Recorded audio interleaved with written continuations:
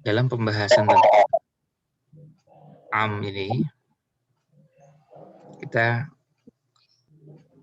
punya beberapa sub-bahasan. Nah, kita akan coba lihat sama-sama di sini.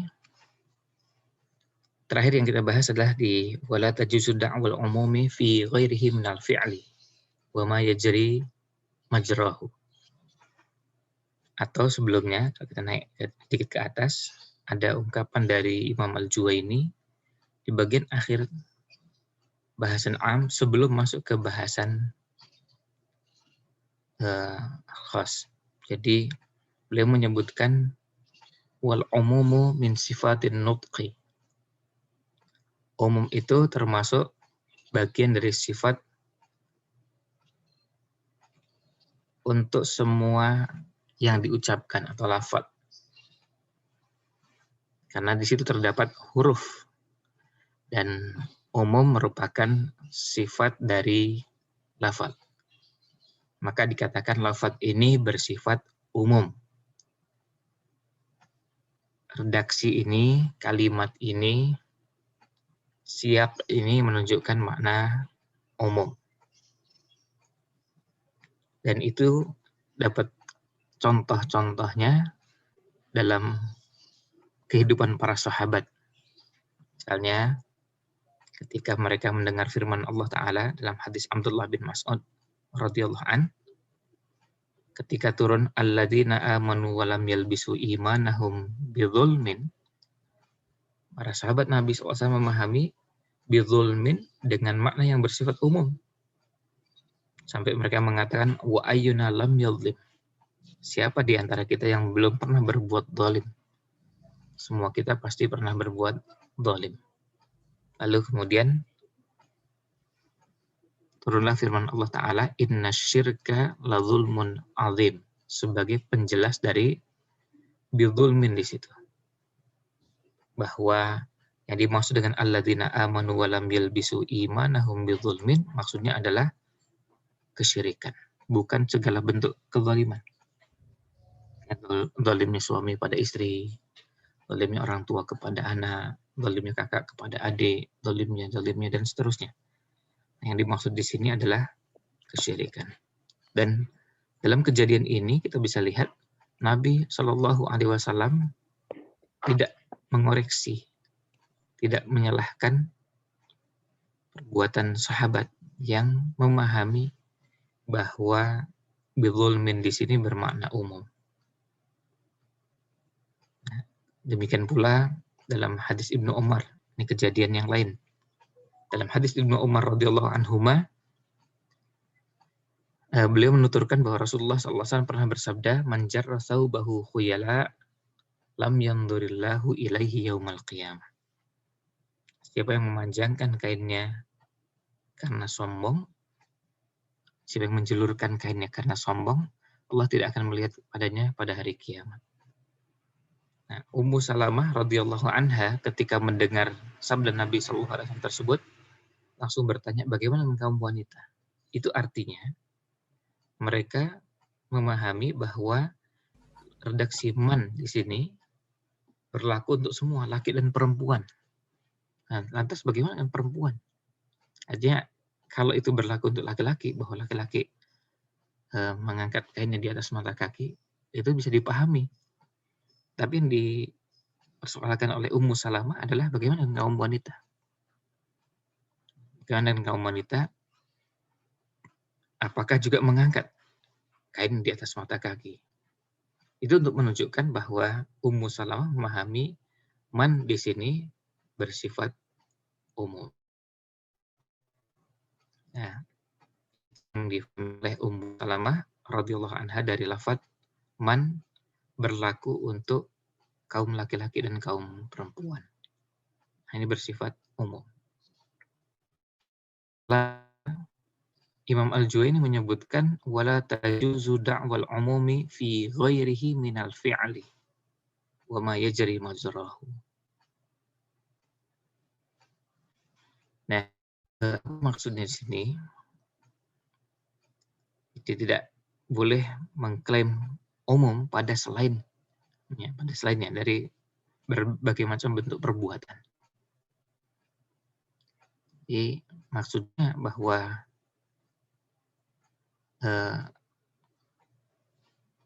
fi'il, bahwa perbuatan itu bukan termasuk sifat umum.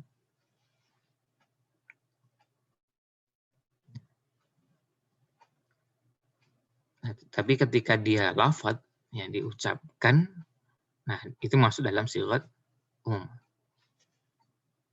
Nah kemudian dijelaskan oleh Syekh Abdullah Al-Fauzan atau Dr. Abdullah Al-Fauzan, ada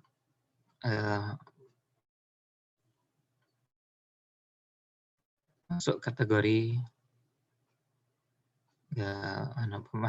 umum. Nah ini lanjutan dari bahasan yang lalu. Ammal fi'l fi siyaqin nafi fahuwa min siyaghil umum. Adapun fi'il dalam siyak nafi, berarti nanti ada ma, ada dan sejenisnya, maka sifat umum. Contohnya misalnya, fa idza halafa la yabi'u hanasa bi ayyi bai'in kana. Jika dia bersumpah tidak akan menjual. Misalnya, saya bersumpah tidak akan menjual kendaraan ini. Maka hanasa, dia membatalkan sumpahnya tersebut bi ayyi bai'in kana. Maka dia dianggap sudah membatalkan sumpahnya itu dengan menjual apapun. Kalau dia mengatakan saya tidak akan bersumpah tidak akan menjual. Tapi itu dibatalkan dengan aktivitas jual beli apapun. Itu menunjukkan bahwa yabi' di sini yang artinya menjual, dan ini masuk perbuatan fi'il ketika dalam siyak nafilah, ya, maka ini bermakna umum. Oleh karena itu sumpah tersebut bisa dibatalkan dengan aktivitas jual beli apapun. Nah kemudian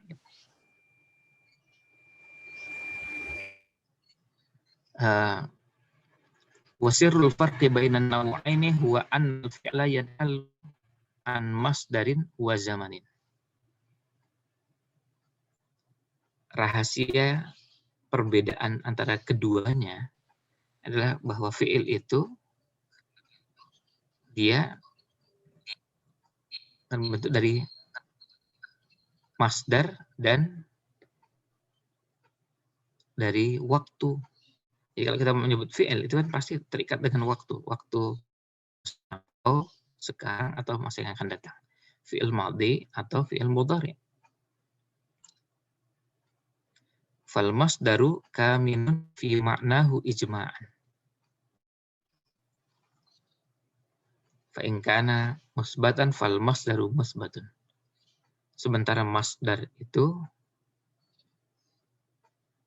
lebih kepada maknanya. Dan itu yang disepakati. Jika dia bersifat musbat, bukan manfi, ini tidak dinafikan, tidak dinegasikan, maka masdarnya juga begitu. Nah, selanjutnya, wanna fi siyaqil isbati la ta'ummu illa fi maqamil imtinani. Nakirah pada siyak isbat, berarti tidak diawal dengan la, tidak ada nafinya.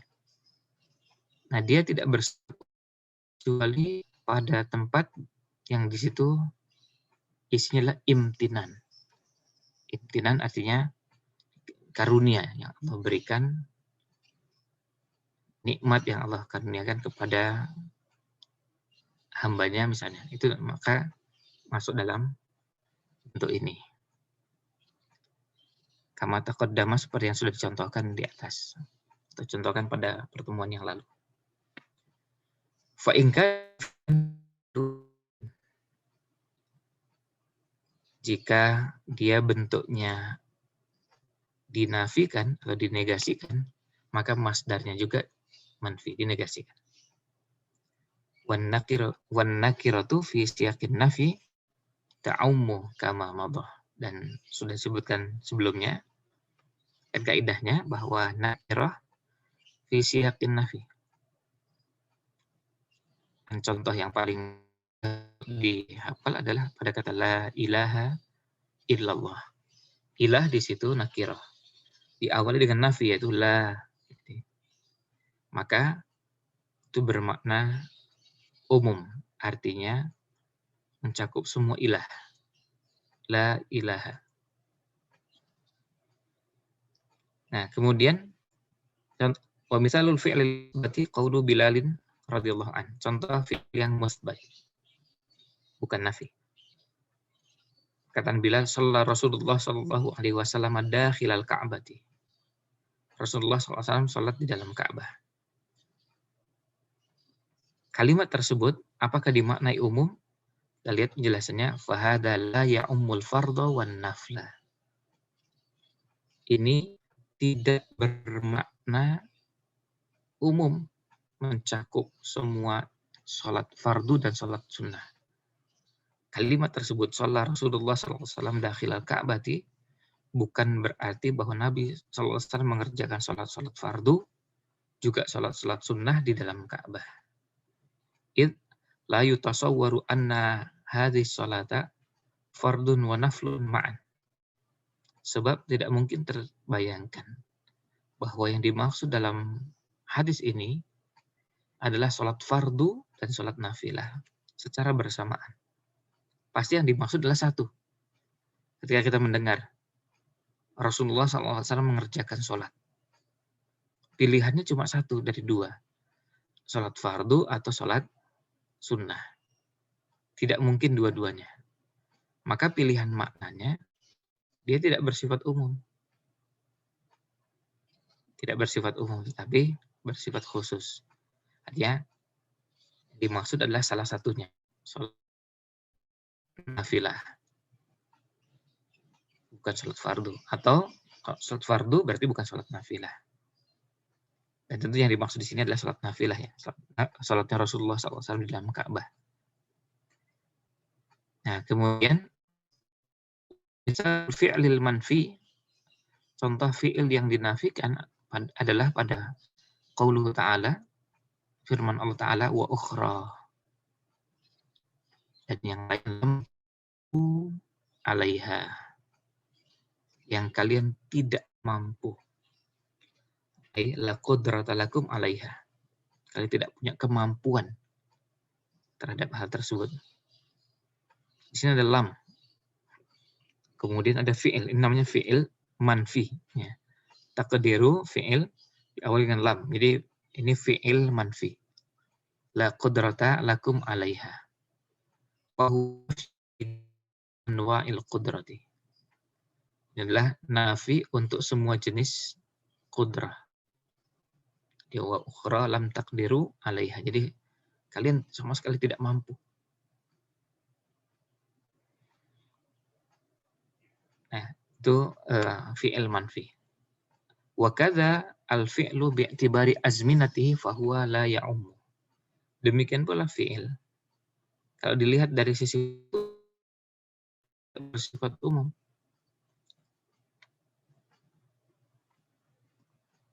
Contohnya, mislu ma warada annahu sallallahu alaihi wasallam jama'a bainas sholataini fis safari. Redaksi seperti ini, bahwa Nabi Shallallahu Alaihi Wasallam jama'a bainas sholataini fis safari, menjamak dua sholat dalam safar. Ketika mendengar redaksi seperti ini, fahuwa imma fi waqtil ula awis tsaniyati. Maka ini jelas tidak bermakna umum menjamak dua sholat dalam safar. Berarti bukan semuanya. Tapi salah satunya, apakah beliau menjamak sholat di waktu pertama atau menjamak sholat di waktu kedua.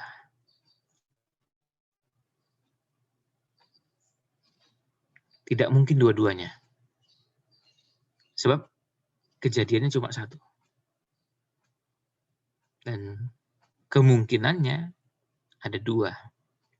Artinya mungkin saja Nabi SAW jamaknya jamak takdim di waktu pertama atau jamak takhir di waktu kedua.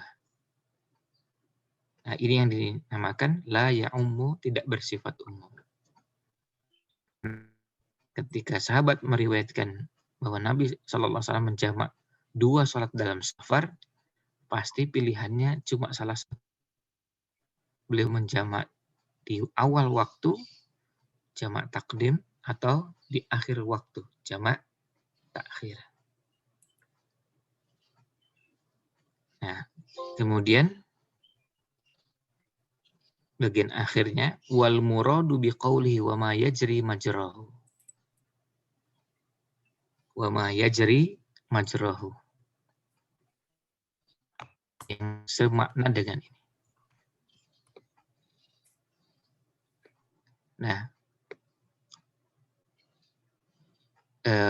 penjelasannya adalah al-qadaya fil a'yani.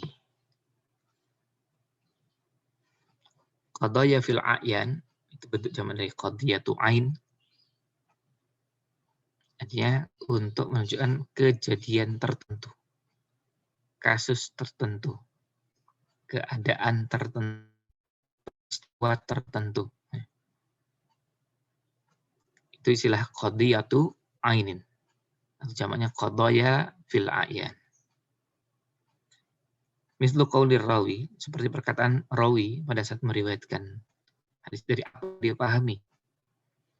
Qada Rasulullah sallallahu alaihi wasallam bisyuf'ati lil jari. Rasulullah sallallahu alaihi wasallam menetapkan untuk kasus syuf'ah lil jari pada tetangga. Misalnya ada seseorang yang hendak menjual rumahnya, maka yang lebih hak untuk membeli adalah tetangga yang berada di dekatnya. Karena punya hak syuf'ah namanya. Punya hak syuf'ah. Maka dia berhak untuk mengambil hak tersebut. Artinya dia lebih berhak. Oleh karena itu sampai sekarang kita merasa heran kalau misalnya ada kejadian orang jual rumah, tetangganya sampai nggak tahu. Nggak tahu kalau dijual. Nah, kata syuf'ati lil jari, fahadza la ya'ummu kulla jarin. Ini tidak bersifat umum pada semua tetangga. Lihtimalil khususiyyati fi dzalikal jar. Karena ada kemungkinan adanya kekhususan jar tersebut.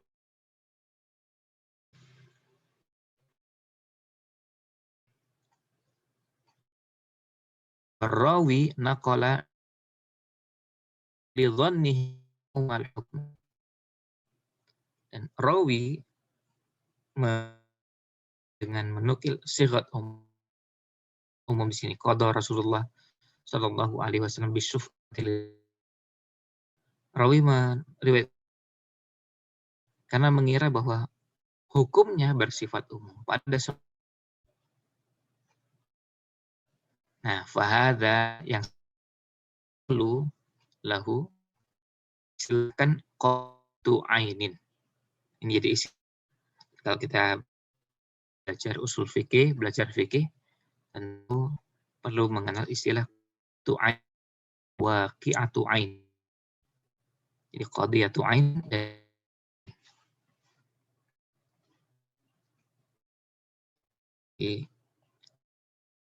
qadiyatu ain artinya kasus atau kejadian tertentu. Bukan umum pada semua keadaan. Karena bisa kondisi-kondisi tertentu. Masalah surahul waraqati. Demikian digunakan, dijadikan contoh oleh para pensyarah.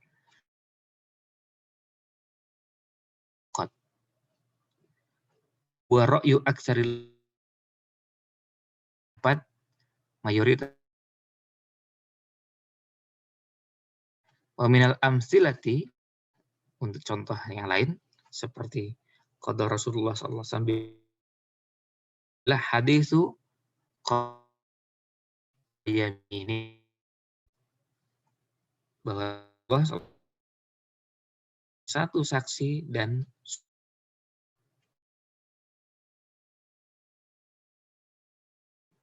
fala yuhmalu 'alal umumi. Seperti ini tidak kepada makna umum. Di annahu fi ba'din. Karena ini hanya berlaku pada persoalan dan tidak berlaku pada yang lain.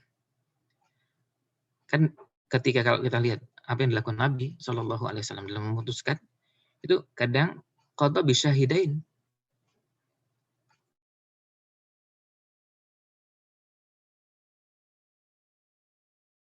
Qada bisyahidin wa yamin.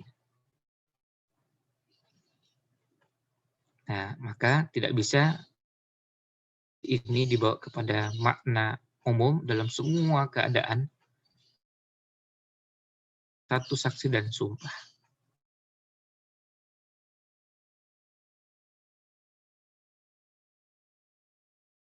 Terus ada yang harus dengan dua saksi.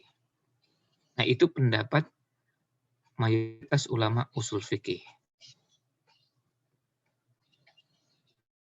Akharuna, tetapi ada ulama-ulama yang lain. Wa minhum di antaranya Ibnul Hajibi, Imam Ibnul Hajib, wal Amidi dan Al-Amidi, wasyaukani dan Imam Syaukani. Beliau memahami anna hadza yufidul umum. Bahwa redaksi seperti ini, seperti qadar bisuf antilil jar, qada bisyahidin wa yaminin, itu bermakna umum. Alasannya apa? Li'anna sahabi yarrawi, karena sahabat yang meriwayatkan ini, yang mengatakan qada bisyahidin wa yamin, lalu qada Rasulullah sallallahu alaihi wasallam bisyuf'atil jar, ada adlun, rawi yang adil, arifun bil lughati, yang mengetahui, memahami bahasa. Artinya bahasa Arab. Paham betul maksudnya. Jadi tidak mungkin salah memahami. Ketika Nabi SAW menyampaikan atau melakukan sesuatu lalu sahabat meriwayatkannya, sahabat paham. Selain sahabat orang yang adil, tapi juga sangat paham bahasa Arab. Fala yang qulu sighatal umumi illa idza alima aw dhannal umuma. Maka sahabat mungkin meriwayatkan atau menukil pada kita, menyampaikan pada kita sighat umum, kecuali kalau beliau mengetahui atau beliau beranggapan bahwa hal tersebut bersifat umum. Mislu lafdzul jar, seperti lafadz al-jar. Yufidul umum, makna umum. Li'anna lam pada sini. Ghaliban lil istighraqi. Biasanya mengandung makna istighraq, artinya mencakup semuanya. Kita pernah ambil contoh ini pada saat lam ini, atau alif lam, alhamdulillahirabbil alamin. Kata alhamdu di situ, hamdu, lalu kemasukan alif dan lam. Alif lamnya ini lil istighraq, untuk menunjukkan semua, maka terjemahnya segala puji. Apakah semuanya? Iya, semua pujian. Segala pujian. Lillahi rabbil alamin. Maka fahamalaha 'alal lamil ahdiyah, fahamluha 'alal laf khilaful zahiri wa khilaful ghalibi. membawa makna membawa lam, alif lam tadi kepada makna lam ahdiyah itu bertentangan dengan dhahirnya. Bertentangan dengan dhahir yang ada pada redaksi ini. Dan bertentangan juga dengan ghalib yang umum. Wa hadha huwa rajih, dan inilah yang rajih. Nah, kemudian yang terakhir atau paragraf terakhir, qala Syaukani, Imam Syaukani mengatakan, farujhanu umumihi wa dha'fu da'wah ihtimali kaunihi khassan fi ghayatil wuduhi. Ini Imam Syaukani kita sampaikan di paragraf sebelumnya. Artinya beliau sependapat dengan Imam Ibnul Hajib dan Imam Al-Amidi bahwa redaksi seperti ini bermakna umum. Kata beliau, kata Imam Syaukani rahimahullah, bahwa rajihnya redaksi seperti ini membawa kepada makna umum dan lemahnya klaim kemungkinan ini bermakna khusus, kata beliau ini adalah sangat jelas. Ini sudah sangat jelas. Maka jelas, kata beliau, yang rajih di sini dibawa kepada makna umum. Artinya, ketika mendapati qada Rasulullah Shallallahu Alaihi Wasallam bisyuf'an lil jari, ini bermakna umum. Demikian pula qada bisyahidin wa yaminin, ini bermakna umum.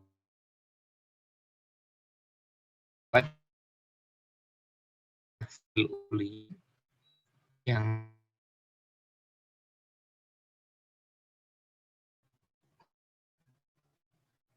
wa li'annahu mu'ayyadun bi umumi syari'ati likullin nasi. Karena dikuatkan lagi juga dengan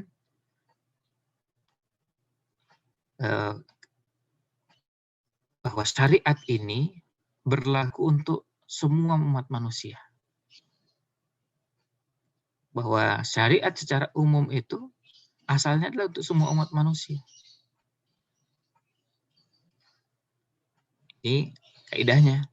Wan Nabiyyu sallallahu alaihi wasallam idza hakama bi qada'in fi waqi'atin muayyanatin. Dan Nabi, ini kaidahnya. Bahwa syariat itu asalnya bermakna umum. Bahwa Nabi sallallahu alaihi wasallam kalau memutuskan sebuah perkara pada kejadian tertentu, pada peristiwa tertentu, tsumma hadatsa lana mithluha.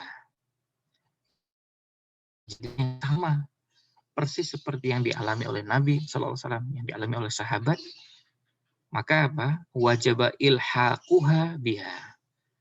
Maka kita wajib membawa keadaan yang kita alami, yang dialami Nabi sallallahu alaihi wasallam, kemudian yang diputuskan oleh Nabi sallallahu alaihi wasallam kepada peristiwa kita. Atau peristiwa kita ini, kita lihat acuannya kepada apa yang dilakukan oleh Nabi sallallahu alaihi wasallam. Maka hukum yang telah ditetapkan oleh Nabi sallallahu alaihi wasallam pada kejadian tersebut berlaku untuk kita. Ada sahabat yang punya persoalan dengan istrinya. Memutuskan. Sahabat yang lain mendengar. Apakah itu khusus untuk sahabat yang bersangkutan? Nah, Syaukani enggak, ini bersifat umum. Li'anna hukmal mislaini wahidun. Karena hukum terhadap dua contoh tersebut satu. Bahwa ilhaqun lafzi la bil qiyasi. Dan ini bukan kias, tapi membawa yang lain. Jadi membawa lafaz ini kepada lafaz yang lain. Nah, ini yang dipilih oleh Imam Syafi'i di Imam Ibnul Hajib terkait dengan bagian terakhir ini. Jadi ini juga bagian dari contoh Dr. Abdullah Al-Fauzan ini mengenalkan perbedaan pendapat dalam bahasan yang berkaitan dengan usul fikih. Jadi bukan hanya bahasan yang berhubungan dengan fikih yang terjadi perbedaan pendapat, tapi juga pada bahasan yang berkaitan dengan usul fikih. Nah,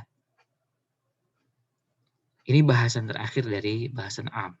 Setelah ini nanti akan ada bahasan baru yang menjadi pasangannya, yaitu bahasan yang berhubungan dengan khas.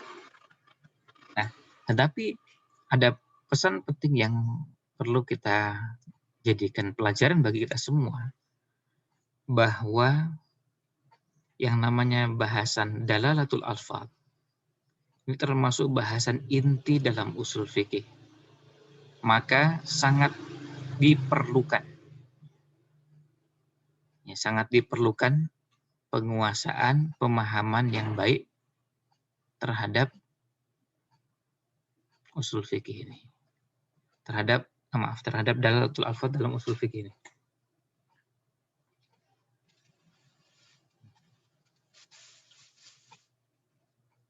Ya, jadi kalau kita melihat dalam pembahasan tentang am, di sini salah satu bahasan pentingnya adalah tentang siyagul umum. Maka kalau ingin memahami dengan baik, caranya dengan menghafal semua sigat umum dan bisa menerapkannya dalam bentuk contoh. Dan ini menjadi kewajiban, menjadi keharusan agar pemahaman kita benar. Sebab kita bisa bayangkan, kalau penguasaan terhadap siyagul umum ini lemah, tidak hafal dengan semua bagian dari siyagul umum, bisa dibayangkan kalau pada saat membahas sebuah bahasan, lalu cari sendiri menggunakan mesin pencari misalnya, lalu ketemu dalilnya. Atau dulu kita biasa menggunakan maktabah syamilah, cari sendiri. Hampir bisa dipastikan kesimpulannya tidak tepat. Kenapa? Karena penguasaan bahasan umum lemah. Tidak betul-betul hafal dengan hafal yang sekuat-kuatnya, sebaik-baiknya, sehingga bisa dipastikan istidlalnya lemah. Kesimpulan-kesimpulannya lemah. Karena apa? Karena pada saat membahas bahasan tersebut, tidak bisa menghadirkan semua siyagul umum. Maka kesimpulannya bisa salah, bahkan bisa kesalahannya bisa fatal. Nasnya sama, dalilnya sahih, iya. Tapi seperti yang kita sampaikan sebelumnya, kalau kita lihat dan kalau mau latihan paling gampang sekarang, latihan buka semua ayat Quran yang pernah kita pelajari atau yang kita hafal. Ketemu ayat misalnya, ketika ketemu ayat fala rafatha wala fusuqa wala jidala fil hajj. Ini dia masuk sigat umumnya karena apa? Ya seperti itu harus hadir. Ini harus hadir dengan baik dalam benak kita, dalam hafalan kita, karena pada saat membaca sudah langsung bisa kita mengatakan ini bersifat umum ini. Ini umum, ini khusus, ini umum, khusus, umum, umum. Nah, yang seperti itu harus dengan sangat kuat. Ketika kita bertemu dengan Al-Fatihah, Alhamdulillahirabbil alamin. Pada Alhamdulillahirabbil alamin, ini umum. Apa sebabnya? Karena alif lamnya. Alif lam yang masuk kepada hamdu. Bismillahirabbil alamin. Kemudian Ar-Rahmanir Rahim. Maliki yaumiddin. Iyyaka na'budu wa iyyaka nasta'in. Begitu seterusnya sampai ayat terakhir. Nah, kita belajar untuk menerapkan ada amr, ada nahi, ada am, ada khas. Nanti tentu akan lebih sulit lagi kalau beberapa bahasan ini belum kita kuasai dengan baik, lalu pindah ke berikutnya, yang paling bahaya adalah muncul kerancuan-kerancuan. Pemahamannya menjadi tidak utuh gara-gara memahami beberapa bahasan tersebut sepotong-sepotong atau tanggung-tanggung.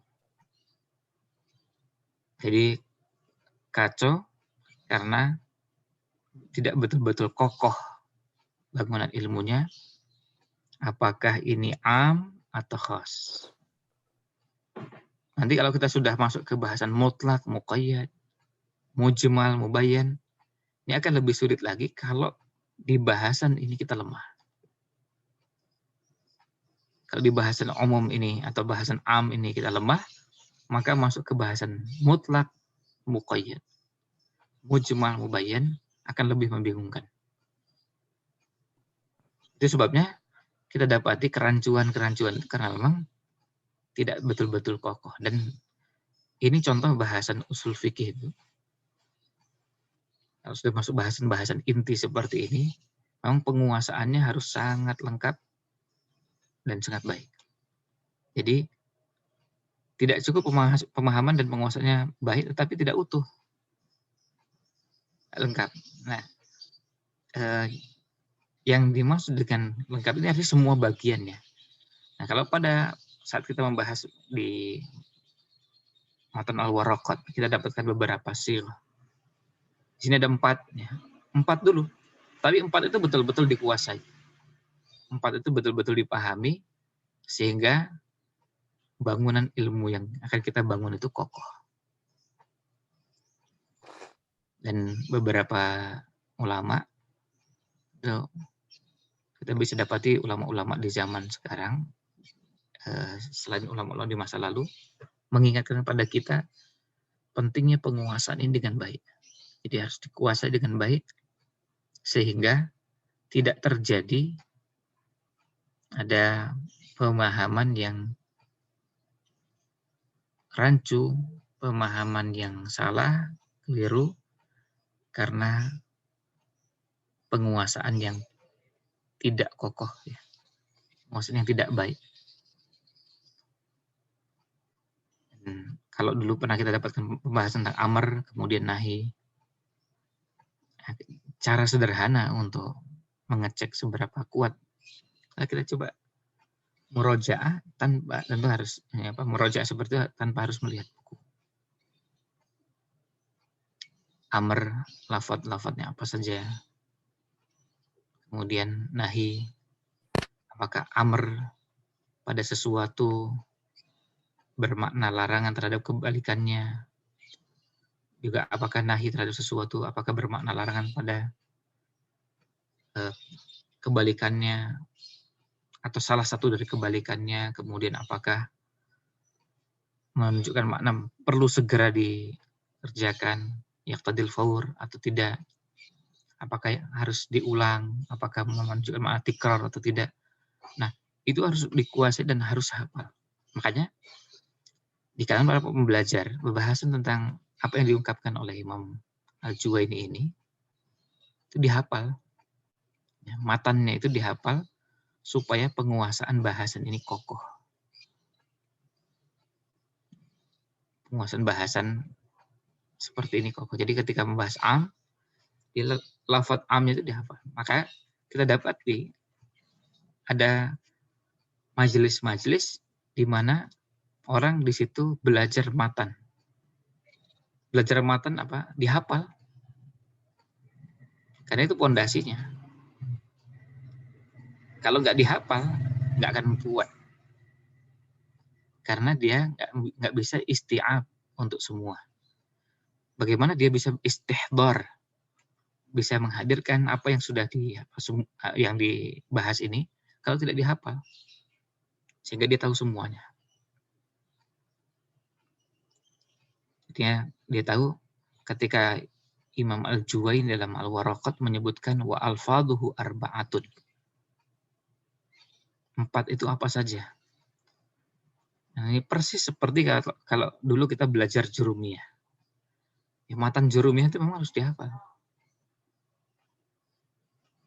Jadi al-kalam wal lafdul murakkabu al-mufidu, ada murakkab, mufid, bil wad'i. Kemudian wa aqsamuhu, setelah itu nanti ada aksam. Kemudian nanti ada yang namanya marfu, mansub, dan seterusnya. Itu dihafal. Kalau ingin bahasa Arabnya kokoh. Nah, setelah itu nanti menghafal apa matan yang di atasnya lagi. Dan tidak perlu merasa risih ketika kita mempelajari jurumiyah, kita mengatakan tapi kan jurumiyah ada yang nggak lengkap dibanding alfiyah. Iya. Tapi pondasi ilmunya memang begitu. Tangga-tangga ilmunya begitu. Itulah dinamakan dengan tadarruj dalam talabul ilmi. Jadi ini bahasan yang baru kita bahas, yaitu bahas tentang yang idealnya bahasan ini dihafal supaya kita lebih terampil menerapkannya, mempraktekannya. Karena dari ulasan yang ada setelah kita hafal, lalu kita menyadari bahwa kita tidak paham, kita bisa lihat syarahnya. Sebaliknya juga kalau kita sudah paham, tapi kadang-kadang lupa poin-poinnya, maka solusinya dengan menghafal supaya pemahaman kita jadi utuh, lengkap semua bagiannya. Jadi lafaz atau sigat umum itu ada berapa? Ada banyak yang disebutkan oleh Imam Al-Juwaini dalam Al-Waraqat ini ada 4. Lalu kita coba lihat semuanya dan betul-betul sampai hafal. Jadi pada saat ketemu ayat, ketemu hadis, kita mempraktekkan itu bisa dengan lebih terampil karena kita sudah hafal matannya, kita paham, nah tinggal dipraktekkan. Nah, ini yang dulu pernah kita singgung dengan istilah malakah fiqhiyah. Salah satu cara untuk membentuk malakah fiqhiyah adalah dengan latihan-latihan. Latihan masuk ke bahasan-bahasan. Kalau begini bagaimana? Kalau begini bagaimana? Kalau dengan kaidah ini terus begini, ketemu ayat begini, hadis. Nah, kalau sering-sering dilatih, maka akan kokoh bangunan ilmu kita dan akan sangat kuat. Nah, itu tangga-tangganya yang perlu dilalui. Dan ilmu usul fikih kan termasuk ilmu yang membutuhkan latihan. Sama seperti takhrij hadis. Teori takhrij hadis itu enggak banyak. Tapi latihannya yang perlu banyak. Latihan yang perlu banyak sehingga terasah. Coba takhrij hadis ini, takhrij lagi sini, takhrij lagi gini. Nanti akan ketemu ada ilmu-ilmu baru yang kita dapatkan. Sebenarnya bukan ilmu baru ya, artinya bagi kita ilmu baru. Tapi ilmunya sendiri bukan hal yang baru. Kalau kita mempraktekkan, nanti kita akan merasakan, oh ternyata masalahnya di beda naskah. Oh masalahnya memang ada jalur lain yang lafadznya berbeda. Masalahnya adalah ketika, dan begitu seterusnya. Dari mana pengetahuan itu terasah? Ya perjalanan yang panjang. Kenapa kita di zaman sekarang cerita yang paling banyak menginspirasi di kalangan orang yang sering melakukan takhrij hadis adalah kisahnya Syekh Al-Albani karena perjalanan 25 tahun. Perjalanan 25 tahun yang cukup panjang untuk melatih ya. Masa sampai betul-betul kemampuannya terasah. Itu saja masih ada beberapa ulama mengatakan pada bagian-bagian tertentu kurang tepat. Tapi kita bisa bayangkan perjalanan yang panjang sekali. Nggak usah 25 tahun lah. Sekarang kalau misalnya kita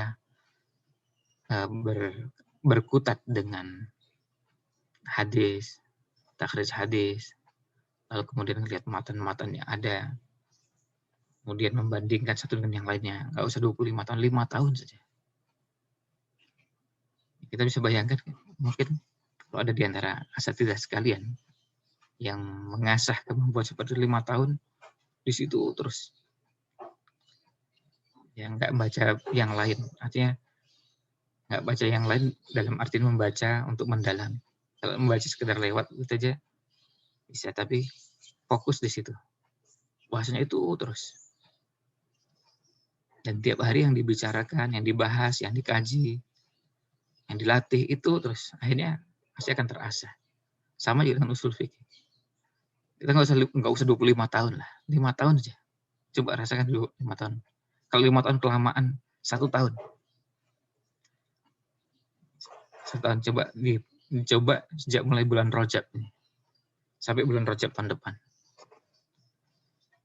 Bahasanya ke usul fikih terus. Pembahasan usul fikih, contoh usul fikih. Tapi memang meluangkan baca, kaji, lihat contoh, lihat di buku yang lain, baca lagi. Selesai buku pertama, pindah ke buku kedua. Lalu lihat penjelasan ulama tentang itu, masuk ke buku ketiga lagi, masuk ke begitu. Setahun itu terus.